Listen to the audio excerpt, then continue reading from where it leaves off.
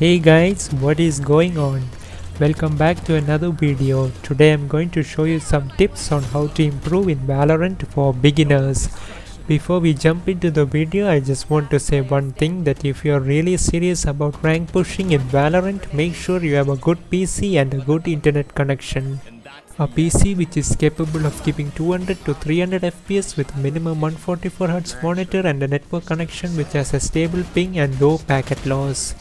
In order to improve in Valorant, there are three main categories that you need to improve in: aim, game sense and utility usage. Before I talk about aim, game sense and utility usage, there are some settings you need to change. So first of all guys, make sure your minimap looks like this, as this gives you information of what is happening on both the sides. If your minimap looks different or it's zoomed in, then follow my settings. Rotate is rotate, keep player center off, minimap size 1, minimap zoom 1, minimap mission cones on, show map region names always. So now that the minimap gives you full information, let's head over to the settings page once more. We go to general, make sure raw input buffer is on. We go to video, go to general, make sure NVIDIA reflex low latency is on plus boost. Go to graphics quality, make sure multi-threaded rendering is on.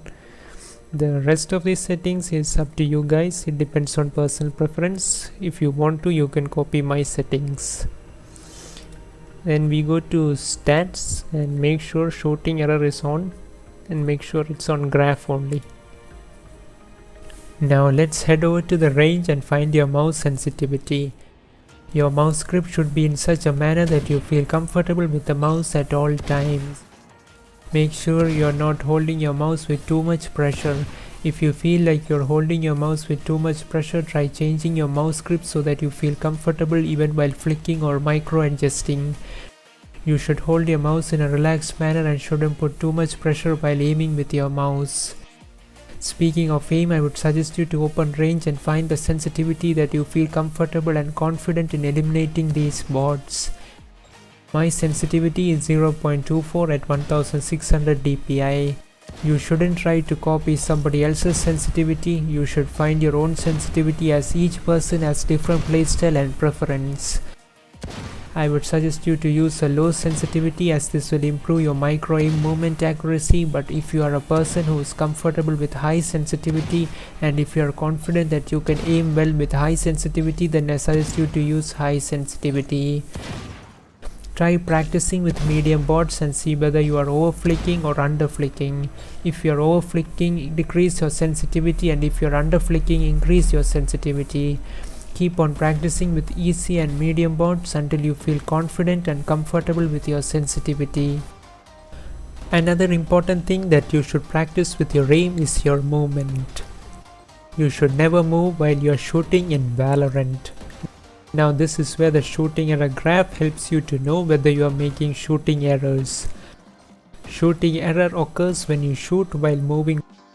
Basically it means we are pressing WASD while clicking the fire button on the mouse at the same time. The shooting error graph shows a blue bar if you have made a shooting error, and it shows a yellow bar if you haven't made a shooting error. As you can see, my shooting graph only shows yellow bars and there are no blue bars, as I don't move while I am shooting. Next up, let's understand what dead zoning looks like in Valorant. Dead zoning is when we shoot in that small amount of time where we strafe to the opposite direction. It helps us to maintain bullet accuracy while moving from one side to another. This is an important concept to learn, as this can be very useful in winning gunfights. You should try practicing dead zoning and make sure the graph is yellow while practicing it. As you get better, shorter the distance between the strafes and try to focus on a point while dead zoning. Before queuing up for a competitive match, I suggest you to play at least 2 to 3 death matches to warm up.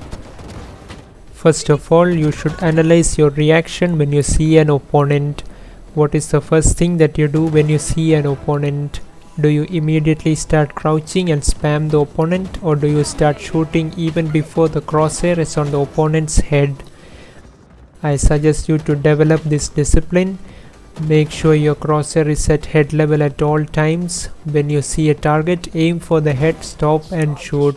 If necessary, try to strafe and take advantage of dead zoning to eliminate your opponent so that you become a difficult target for your opponent. Peek corners and clear angles with A and D keys. Don't use W key while clearing angles. While practicing in deathmatch, keep an eye on the shooting graph and make sure that there are no blue bars, as this will ensure a good gunfight hygiene. Try to eliminate each target with a headshot and focus on your headshot accuracy while playing deathmatches. Moving on to game sense and positioning, the minimap gives you a lot of crucial information. Always be aware of the information that the minimap is showing you and make sure to check the minimap quite often. This information not only allows you to give calls to your teammates, but you can also make plays based on this information. Now let's take a look at this clip. As the round starts, I was holding A side elbow, but that's when my teammate Jet gave me a call that they are B main. I instantly rotate from A side and smoke B main for my team. I also noticed that Sova used his recon dart and Reina used her flash to enter site. At this point, I'm pretty sure that they are distracted and concentrated on clearing B side for planting spike, and that's when I decide to use Omen's ultimate to reposition myself to B side. I was able to make this play because of the information that I gained from the minimap. Minimap is the most important tool for utility usage, positioning and game sense.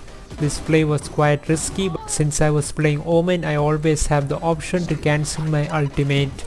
Game sense and positioning improves through experience as you experiment with trial and error, and it also depends on the opponent's playstyle. Okay guys, that's it for today's video. If you found this video helpful, like, share and subscribe. Also let me know your thoughts in the comment section below. I also do live streams daily on my channel. Thanks for watching. See you in the next video.